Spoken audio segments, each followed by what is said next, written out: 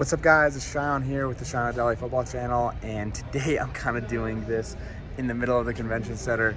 We're going to do a quick PL roundup just because I'm kind of running out of time with flights and stuff like that, but I just wanted to make sure we got this out for you guys. And I'm just going to kind of go over all the PL games we had this weekend, and what a weekend of games we had. It was absolutely incredible. So many games to talk about, and here we go. Let's do it. First games first, I did mention this in the big game analysis that we had on Saturday, and it was the Crystal Palace Spurs game. 3-0 to Palace. Very, very impressed by how they played. More than anything else, I was blown away by how well they managed this Spurs team. Spurs had offered very little in this game. They didn't show up, in my opinion. A lot of questions to be asked from the Spurs team. I'm going to fair now just chalk it up to bad day at the office, but honestly, only 2 shots the entire game, 18 for Palace. Palace isn't exactly a world beater here, but they played phenomenally well, and I'm very much expecting a lot of those players to start rotating out of the team. I think Odsonne-Edouard, with how well he showed and how well he started, could not be happier for him. I'm going to spoil it right now. He is my star of the week. Cannot be happier for him. He's going to be a fantastic player for Palace in the future of the Premier League, and I'm just excited to be able to see him. I'm happy that I was able to call it and predict this game, and more than anything else, just impressed with Palace. I feel like they did very well against West Ham last week to get a draw out of that game, and this is the type of game, these are the type of results that are going to keep you in the job, they're going to keep you in the league, and that's all that matters for Palace right now until they can rebuild and go again next season. Even XG had this game at 2.89 to 0.08 in Palace's favor. 0.08 for Spurs, that is diabolically bad. They had nothing this game, and I was just very much impressed with Palace. Hopefully they can continue this track and go on to bigger and better things from here. Moving on to all the games that pretty much started at the same time. I believe it was a 3 o'clock kickoff games, and that would be Wolves, Watford. Fantastic result. Finally, Bruno Lage is able to get his first win of the Premier League season, 2-0. It was a bit choppy at the beginning. Didn't seem like it was going to go their way, but they were able to finally get a little bit of a break, a little bit lucky with that own goal from Sierrata. It's very unlucky for him, honestly. He's tried to head the ball out, but he just kind of heads it perfectly in the corner. And Hwang Hee-chan, fantastic to get in for new players. I'm always excited when new players are able to get goals because it just kind of takes the pressure off of them, makes it a lot better. I do apologize for the camera shaking. I'm kind of holding it in my hand. Just wanted to make sure we could get this video out. But moving on, I believe XG had this game at, what was it? Wolves 2.5 to 0.09, so pretty accurate. If you watch the game, you saw Wolves were creating a lot of chances. They were very dominant, and they did deserve the win. Moving on to the next team, we have Brentford-Brighton. Brighton was able to get a last-minute winner, 90th minute. Tossard was able to get the winner for them. McAllister made a very, very good run and was able to get the ball in the back of the net for them. More than anything else, this game was a... hand got tired. More than anything else, this game was a sign of... was a just very, very muddy game. Both teams fighting a lot in the midfield. In total, across both teams, there was 11 shots. Not a lot to go. Neither team had over 1 XG. Brighton actually had only 0.3. Brentford had 0.7. So 1 goal in total for this game is about right. And a little unfortunate for Brentford that it went Brighton's way, but you win some games, you kind of win lucky. And Brentford, 4 games, 3 wins. Couldn't ask for a better start for the Premier League season for them. Brentford, they're okay. I think they're going to be absolutely fine. Moving on, sorry if I'm doing this a little bit faster. Just want to make sure we get through this and make sure we get this out to you guys. Arsenal-Norwich. Arsenal are finally able to get their win. Arteta's job is safe-ish, very much. It's going to be interesting moving forward now that most of the teams are going to have to play, all the top teams are going to have to play in Europe, how Arsenal is going to adapt with that extra rest and extra training days. should be a positive for them. We'll see how they cope. But in this game, Arsenal pretty much deserved this win. Norwich did offer a little bit, but not a lot. The XG had it at 2.6 to 0.58. Not a lot from Norwich, but Arsenal, they need to get better at finishing. They had so many opportunities. Aubameyang had one or two. Emile Smith-Rowe had one or two. Pepe, very, very good player for them this game. A lot of direct, aggressive running at that defense. Did very, very well in my opinion. And gets Arteta kind of out of the doghouse. 30 shots for Arsenal. Kind of need to get more goals than just one. Moving on, we have United Newcastle. Obviously, being the United fan that I am, very, very excited for this game. I was so happy to be able to see Ronaldo get his goals, which was absolutely fantastic. And it couldn't have gone better, honestly. 2 goals for Ronaldo. Bruno got an absolute screamer. Lingard got a goal as well. All around great day. A little bit defensive mistakes, a little bit. It's going to take a little bit of time for people to figure out the way to incorporate Ronaldo. We were trying a lot of hopeful crosses. It's going to get worked on. It's going to get weeded out. I expect Diego Dalot to start coming in for Manchester, Donny van de Beek to play more, and I just expect positive things for Manchester going forward. All around, we played fantastic. XG had it at 2.7 to 0.62. Newcastle didn't offer much. I was worried about St. Maximin, but he played well, but he wasn't exactly in a concerning situation. The one goal that they did concede was just a really, really bad mistake from Maguire and Shaw being completely out of position. So over time, those things will get figured out. Varane, monstrous, solid. Pogba, 2 more assists. Fernandes was fantastic, and Ronaldo got goals. Can't complain about anything else about that game. Moving on to Southampton, West Ham.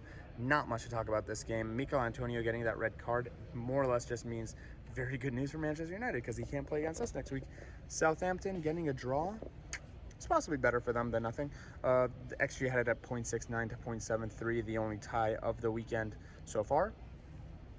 Not much to really discuss after that. It was a pretty nothing game all around. The big game of the weekend was City against Leicester. City dominated the possession, dominated the chances, dominated the shots. Actually had the game at 2.7 to 0.6, no, sorry, 2.75 to 0.8. I think 0.8 is a little misleading. I feel like Leicester's chances were a little bit better than that. City had a lot of just pop chances that got blocked. Leicester's defense did really, really well. Their goal was really, really lucky and jammy, honestly. From City, it was just a deflection that fell perfectly, and from 3 yards out, he's going to score, obviously.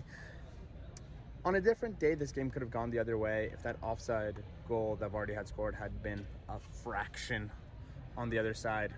He would have been, could have possibly won this game. It was a bit of a, Manchester City were struggling to create chances. They had a few really, really good ones, but not a lot, honestly. Leicester's defense did play well, but City most likely deserved the win, to be completely honest. Moving on, Chelsea-Villa. Game of 2 halves, honestly.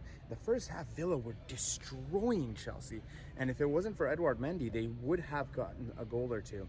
But the Chelsea front line is just so good, you cannot give Lukaku any chance, and a horrible display from Tyrone Mings this game, in my opinion. So many mistakes. Horrible. Gave the second goal away to Chelsea, and Lukaku, phenomenal. Big shout out to Mateo Kovacic.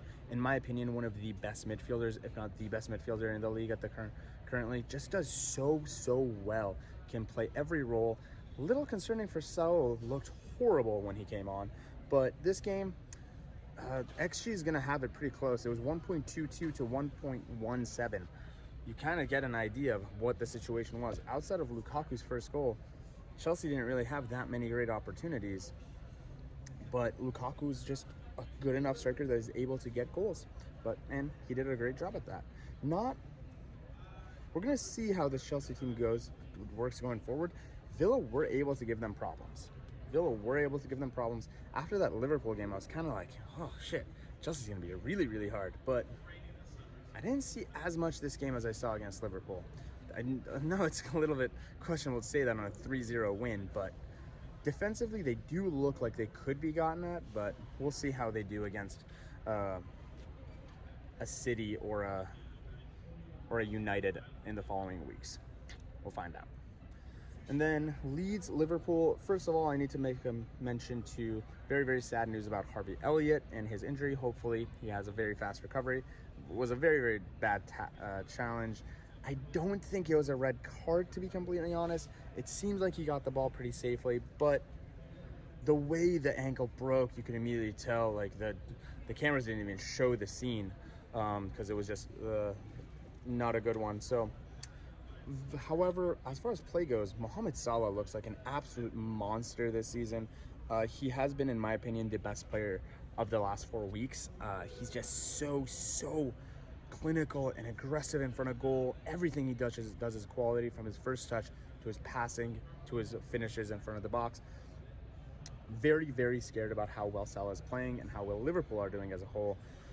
Is this injury to Harvey Elliott gonna damage their run? The main thing about Liverpool is gonna be how well they can balance the amount of games they're gonna have with their injuries. Trent looks like an absolute phenom this season. I think he's gonna have a huge season, and I think Salah's gonna put in a lot of goals. Liverpool are currently my top of the table team at the moment. They just seem to be creating chances. The XG had it at 4.4 for Liverpool. Leeds is, to be fair, kind of the team that kind of, against teams like Liverpool and Manchester United, their style really gets countered when you're just going one-on-one, but sometimes works. So we kind of end the week there. I do understand I haven't mentioned Everton and Brighton yet. The game's a little bit later and I have a flight. I just want to make sure I got this out for you guys. I will do a review on that game as well.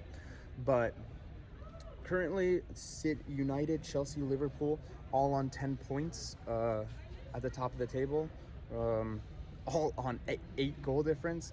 United have scored 11 goals and conceded 3, whereas Chelsea and Liverpool have scored 9 and conceded 1. City is right behind them with 9 points and 10 XG, 10 goal difference. Sorry, just love XG so much. 11 scored, 1 conceded. Brighton right behind them with and a goal difference of 2, 5 scored, 3 conceded. Fantastic for them. And Spurs right behind them in 9th with 9 points. 3 goals scored, 3 conceded, 3 1-0s and 1 3-0. Gotta love it. So it's shaping up to be a fantastic season in the Premier League. West Ham has kind of had a little bit of a dip in form with 2 draws in a row after that explosive start that they had. They just kind of, I'm glad that they weren't able to at least keep a clean sheet this game, but they need to get stuff going. Next week against Manchester United without Mikel Antonio, going to be a hard week for them. Goal of the week, I'm kind of tempted to give it to Bruno Fernandes. Is one. It was a fantastic goal from him. Romelu Lukaku as well. It's between those two for me. If I missed one, let me know. But I think those were the obvious goals that I can think of. None of the Palace goals were really that much. The Brighton goal wasn't. The City goal wasn't. The Wolves goals weren't. It was between those 2 goals, possibly. Any of the Liverpool goals? Liverpool goals were just very good work all around. I'm gonna give it to Bruno this week. A little bit of Manchester bias coming through. But more than anything else, thank you guys so much for watching. It means the world to me. Sorry for the quality of this video and it being a little bit in a questionable environment. But more than anything else, I'll see you guys tomorrow with the UCL review. Cannot wait for that. Have a great night, guys. Bye-bye.